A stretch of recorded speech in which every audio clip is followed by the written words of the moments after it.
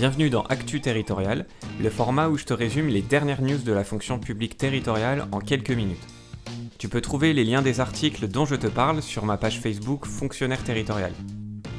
Alors pour cette nouvelle revue de presse, on commence avec un article sur la Gazette à propos du plan d'urgence de 4,5 milliards d'euros du gouvernement pour les collectivités. Et ce qu'on nous dit, c'est que ce sont plutôt les communes, pour l'instant, qui sont les grandes gagnantes, entre guillemets, de ce plan d'urgence. Donc ce plan, il a vocation à compenser les pertes financières pour l'année 2020 des collectivités. Donc attention, on parle là seulement de 2020, alors que c'est surtout en 2021 et 2022 que les collectivités vont avoir besoin de soutien financier de la part de l'État. Mais bon, c'est déjà une réponse, on va dire, dans l'urgence. Mais ce qu'on nous dit, c'est que toutes les collectivités ne sont pas logées à la même enseigne. Là, c'est vraiment plutôt un plan pour les communes. Les départements et les régions sont un peu plus mises de côté. Mais ce qu'on nous dit, c'est que pour les régions notamment, il y aura une autre réponse à venir en termes d'aide financière. Donc ces mesures, elles vont prendre forme dans le prochain projet de loi de finances rectificative, le PLF 3, qui sera présenté en Conseil des ministres le 10 juin prochain. Mais ce qu'on nous dit, c'est qu'il y a environ 7,5 milliards d'euros de pertes de recettes fiscales, juste en termes de recettes fiscales pour les collectivités. Donc déjà, on voit que le plan de relance ne couvre pas l'ensemble des pertes, encore une fois, seulement fiscales. On ne parle pas des pertes totales pour les collectivités, mais qu'il y aura, c'est juste, on va dire, une première enveloppe, mais qu'il y aura d'autres suppléments pour pallier à tout ça. Alors après, à 100%, on ne sait pas forcément. En tout cas, pour l'ensemble des collectivités, on sait juste que pour le bloc communal, effectivement, le gouvernement met en place une clause de sauvegarde des recettes fiscales et domaniales, ce qui veut dire que, en gros, l'État va équilibrer, s'engage à équilibrer toute perte de recettes fiscales et domaniales pour ces communes. Donc s'il y a une baisse avérée en 2020 par rapport à la moyenne des années 2017 à 2019, eh bien l'État va compenser. Alors attention, encore une fois, on parle juste des recettes fiscales et domaniales, on ne parle pas de l'ensemble des recettes des collectivités. C'est un peu technique, mais ça peut te permettre aussi de réviser à nouveau les recettes des collectivités, puisqu'il y a plusieurs types de recettes, bien sûr. Donc là, on répond surtout à ces pertes de recettes fiscales, notamment. On ne parle pas trop des dotations, on parle juste d'une augmentation d'1 milliard d'euros de la dotation de soutien à l'investissement local, ce qui peut paraître gros, mais qui n'est pas si énorme que ça par rapport aux dotations dans leur globalité. Donc voilà, pour l'instant, c'est une première réponse. Sachant que c'est plutôt la perte totale envisagée pour les collectivités, c'est de l'ordre de 20 milliards d'euros. Donc là, on voit qu'il y a une première réponse qui est faite du gouvernement, mais il y en aura d'autres. Donc pour l'instant, on ne peut pas trop juger si la réponse est à la hauteur ou pas. C'est un premier plan, c'est une première enveloppe. On verra par la suite ce qui se passe. Et si tu veux voir un peu plus dans les détails la première réponse du gouvernement, je t'invite à aller voir de toi-même cet article. Il y a plus de détails. Donc voilà, si ça t'intéresse. Ensuite, un article sur Ouest France, donc quelque chose un cas un peu particulier, donc pour la commune de Dole de Bretagne, mais qui va illustrer en fait quelque chose d'un peu plus important sur tout le territoire. Ici, on nous dit qu'il y a une extension de terrasse de restaurants qui a été refusée. Tu sais que depuis le début de semaine, les restaurants peuvent réouvrir, alors dans des conditions un peu particulières. Et on a, alors ça je l'ai vu dans d'autres articles, on a pas mal de communes, notamment à Paris, qui ont une politique volontariste en termes de, on va dire, d'agrandissement de terrasses. Alors agrandissement, on va dire, sur un temps donné, ce ne sera pas forcément comme ça tout le temps, mais en tout cas pendant cette réouverture des restaurants, pendant l'été en gros, on a pas mal de communes qui vont autoriser les restaurateurs à ouvrir leurs terrasses sur la voie publique. Alors tout ça bien sûr en mode cadré, mais par exemple il y a certaines communes qui ne vont pas hésiter à fermer certaines rues le soir par exemple, pour que les restaurateurs puissent étendre leurs terrasses et ainsi avoir plus de couverts, puisque comme tu as dû le voir, les restaurateurs doivent respecter des règles en termes de distance entre les tables. Donc forcément, ils peuvent accueillir moins de personnes, moins de clients dans leur surface habituelle. Donc l'idée, c'est d'agrandir leur espace de travail en grappillant un peu sur la voie publique. Mais bien sûr, ça, ce sont les maires qui décident. Et on a des communes qui, comme ici, refusent cette extension sur le domaine public au motif qu'une acceptation, je cite, ferait jurisprudence et créerait une iniquité certains commerces ne pouvant bénéficier, de par leur situation, de l'espace public. Effectivement, c'est une question qui se pose, hein, il y a un fondement hein, derrière tout ça. Il y a certains restaurants qui pourraient plus profiter de ce genre de décision. Mais voilà, tout ça c'était pour t'illustrer avec ce court article. Hein. Bon, si tu recherches, tu verras des articles plus complets, mais comme en général on trouve plutôt des articles qui disent que les maires vont être un peu plus indulgents avec les restaurateurs, là c'est le seul que j'ai trouvé, enfin le premier en tout cas, sur un refus plutôt, bon bah tu verras que c'est quelque chose qui pose question auprès des maires, et c'est l'occasion de réviser un petit peu le domaine public. Alors ensuite on passe à un article sur la Gazette à propos des départements qui veulent échapper au scénario noir, c'est le titre. Bon là on parle de finances locales. En gros, l'idée, c'est qu'avec la crise, les départements vont avoir une forte baisse des DMTO, donc des droits de mutation à titre onéreux. Bon, pour simplifier le terme, on va dire les frais de notaire. Et la situation va être d'autant plus compliquée pour les départements qu'en période de crise, on observe une baisse de ces frais de notaire, de ces DMTO. Là, ça a été fait un peu de façon mécanique puisque ces frais, on les retrouve notamment dans la construction du neuf, mais la construction des logements neufs s'est arrêtée pendant la crise du coronavirus, donc forcément, il y a une baisse, il y a une chute radicale de ces taxes pour les départements. Pareil pour l'ancien, même si les ventes ne se sont pas complètement arrêtées, il y a eu quand même un ralentissement assez fort. Donc ça, c'est le premier effet hein, de cette crise-là. Le deuxième effet, c'est qu'on a aussi beaucoup de gens qui perdent leur emploi, enfin on a quand même, on le voit bien, il y a une situation de hausse du chômage, et le risque qu'il y a derrière, c'est qu'il y ait aussi une forte hausse de personnes au RSA, ce qui fait qu'on se retrouve dans une situation où les départements, potentiellement, auront moins de recettes, mais plus de dépenses. Donc on voit que là, il y a vraiment un gros problème en termes de finances, et le gouvernement a annoncé des avances de ces DMTO pour 2020, mais que les départements devront rembourser par la suite. Donc pour le court terme, c'est plutôt pas mal, mais pour les prochaines années, les départements se posent beaucoup de questions. Voilà. Malheureusement, là, quand j'ai partagé l'article, il était en libre accès, mais là, au moment où je tourne la vidéo, malheureusement, il n'est plus en libre accès, donc je ne peux pas te renvoyer vers celui-ci, sauf si tu es abonné à la Gazette, évidemment, et là, je te renvoie vers l'article si tu veux avoir plus de détails. Ensuite, un article toujours sur la Gazette, toujours sur les enjeux financiers. De toute façon, là, je fais une petite parenthèse. Dis-toi que là, en ce moment, c'est un peu l'un des sujets les plus abordés dans le monde de la territoriale. Donc, il faut vraiment que tu sois au fait sur les bases des finances locales, pour bien comprendre quelles sont les recettes et quelles sont les dépenses des collectivités territoriales.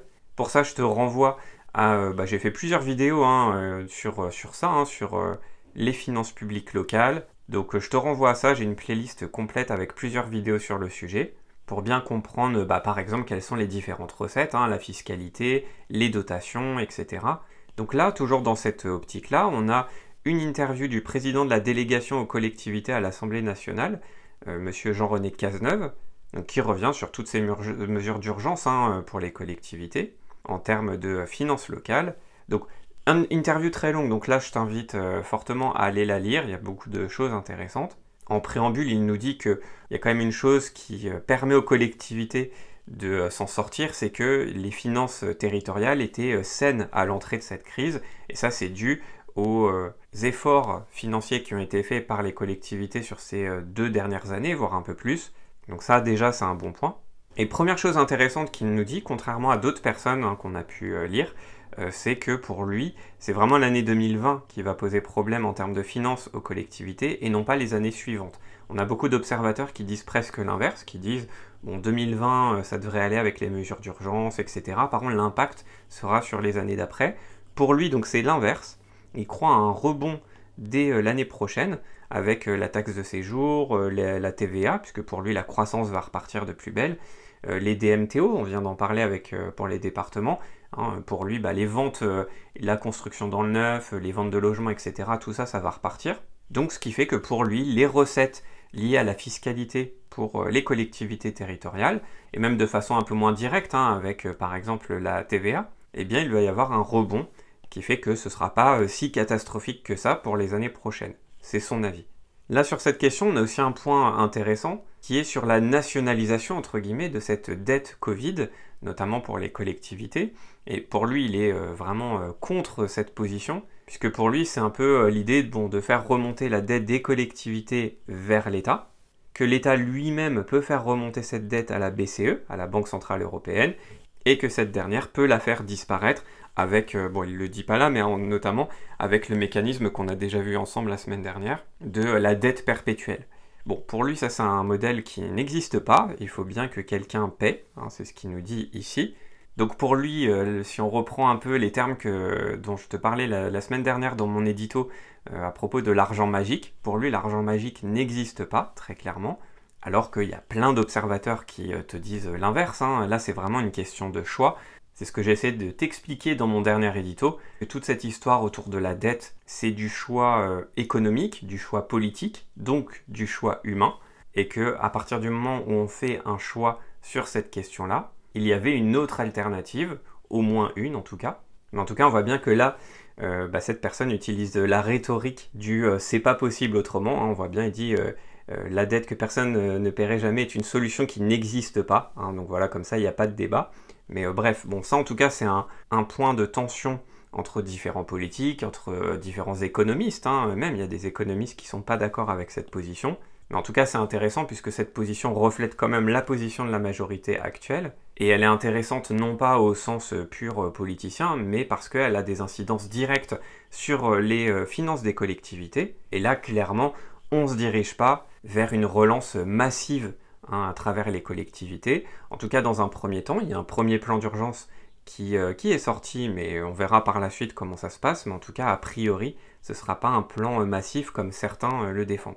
Et au-delà de cette question, il y a aussi autre chose qui est intéressant, et c'est vraiment un débat de fond qu'on a depuis des années de toute façon dans la territoriale, c'est sur ce côté un peu rôle assurance-vie, c'est lui qui prend cette expression, de l'État pour les collectivités. En gros, on a des collectivités qui sont quand même assez demandeuses de plus d'autonomie financière, même d'autonomie fiscale pour beaucoup d'entre elles.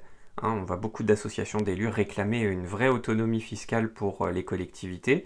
Et en même temps, en temps de crise, on voit que les collectivités se retournent vers l'État. Et ça, M. Cazeneuve ne manque pas de le mettre en avant. Et c'est vrai que c'est une question intéressante, mais l'idée c'est de se demander jusqu'où on va dans cette autonomisation financière, voire fiscale des collectivités, avec à la fois les côtés positifs que ça peut amener aux collectivités, en termes de liberté, et en même temps, en termes de responsabilité, c'est-à-dire que si on arrive à un système vraiment autonome fiscalement et qu'on va vraiment au bout des choses avec, par exemple, très peu de dotation de l'État, bon là on n'y est pas du tout, hein, on est complètement dans l'utopie pour l'instant, hein, quand je dis ça, mais du coup ça veut dire que les collectivités ne pourraient plus se retourner vers l'État en cas de forte crise.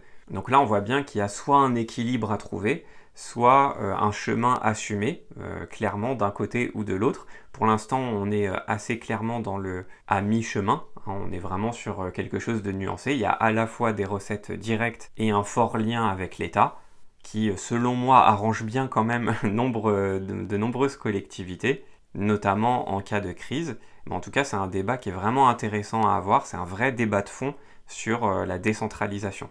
Donc encore une fois, vraiment, je t'invite déjà à lire cet article, hein, il est très très grand, là j'ai juste évoqué 2-3 points, hein, je t'invite vraiment à le lire, et puis vraiment à réviser ces recettes et ces dépenses des collectivités.